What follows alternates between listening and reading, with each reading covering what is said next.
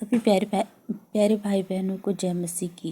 प्रभु यीशु मसीह का वचन मत्ती 10:27 में लिखा है, जो मैं तुमसे अंधियारे में कहता हूँ उसे उजियाले में कहो, और जो कानों कान सुनते हो उसे कोठों पर से प्रचार करो। प्रभु यीशु मसीह इस वचन में हमें बताते हैं, उन्होंने सिखाया था। ये इसलिए बहुमूल्य है क्योंकि वो धरती पर एक बार आए थे और उन्होंने इन वचन को सुनाया था, अपने चेलों को कहा था। इसीलिए ये वचन बहुत ही अनमोल है और ये वचन बाइबल में लिखा हुआ है और इन बातों को बताता है जिसे हम मनुष्यों को सीखना चाहिए और समझना चाहिए और उसके अनुसार अपना जीवन यापन करना चाहिए। तभी हम एक अच्छे मसीही बन सकते हैं और सत्य के मार्ग पे चल सकते हैं। यीशु मसीह का वचन कहता है कि जो तुम अंधियारे में सुनते हो उसे तुम उजियाले में कहो। जब हम प्रार्थना करने के लिए अपने बंद कमरे में जाते हैं उस समय परमेश्वर अपने वायदे के अनुसार हमसे बातचीत करते हैं, क्योंकि परमेश्वर ने हमारी आत्मा और हमारे मन को, हमारे प्राण को और हमारे शरीर को बनाया है। और जब हम यीशु मसीह के वचन को पढ़ते हैं तो वो हमारे मनों और विचारों में अपनी बातों को बताते हैं। तो वो हम बंद कमरे में, अंधेरे में, या यूँ कहिए कि अपने जब प्रार्थना करते हैं उस समय कोई नहीं रहता, तो यीशु मसीह जिन बातों को हमसे कहते हैं और सिखाते हैं, वचन कहता है कि आप उसको उजियाले में कहो, लोगों से कहो, लोगों को बताओ, क्योंकि यीशु मसीह ने आपसे कहा है, आपको सच्चा जान के कहा है।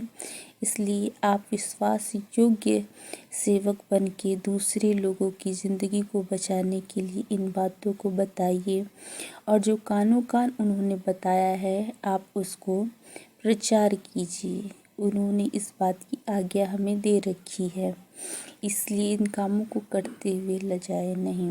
आगे वचन मत्ती 10:28 में कहता है, जो शरीर को घात करते हैं पर आत्मा को घात नहीं कर सकते, उनसे मत डरना, पर उसी से डरो जो आत्मा और शरीर दोनों को नरक में नाश कर सकता है। यीशु मसीह अपने वचन में कहते हैं कि जो शरीर को घात करते हैं, मनुष्य की हत्या करता है, शरीर को काट के फेंक देता है, पर आत्मा को घात नहीं कर सकता। वचन कहता है कि आत्मा को कोई मार नहीं सकता है। इसलिए आपकी दुश्मनी यदि मनुष्य के साथ है और कोई आपको जान से मार डालना भी चाहता है, तो आप उन लोगों से ना डरिए कि जो शरीर को काट देते हैं, जो शरीर की हत्या कर देते हैं, ऐसे लोगों से आप मत डरिए। आप ऐसे परमेश्वर से डरिए, ऐसे ईश्वर से डरिए जो शरीर को भी और आत्मा को भी नाश कर सकते हैं नरक में डाल करके। इसलिए सबसे बड़े ईश्वर यीशु मसीह ही हैं। इसलिए आप यीशु मसीह के ऊपर विश्वास करिए कि वो आपको बचाने वाले हैं और आप उनका भरोसा करिए कि वो ही आपको बचाएंगे।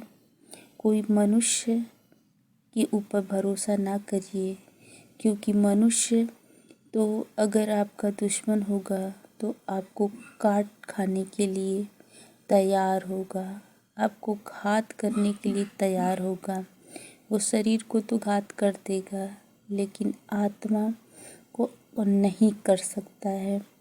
आत्मा को वो किसी तरीके से मार नहीं सकता है, क्योंकि आत्मा को परमेश्वर ने बनाया है और आत्मा को कोई मार भी नहीं सकता, ना जला सकता है। इसलिए वो नरक में डालने का उसको अधिकार है, क्योंकि नरक की आग में भी आत्मा समाप्त नहीं होती है। तो ऐसी आत्मा को भला मनुष्य क्या मारेगा। इसीलिए कहा गया है वचन में कि आप परमेश्वर से डरिए, आप यीशु मसीह से डरिए जो सृष्टिकर्ता है, कि वो शरीर और आत्मा दोनों को नाश कर सकते हैं। शरीर को तो मनुष्य मार देता है, लेकिन आत्मा को कोई नहीं मार सकता, केवल एक ईश्वर।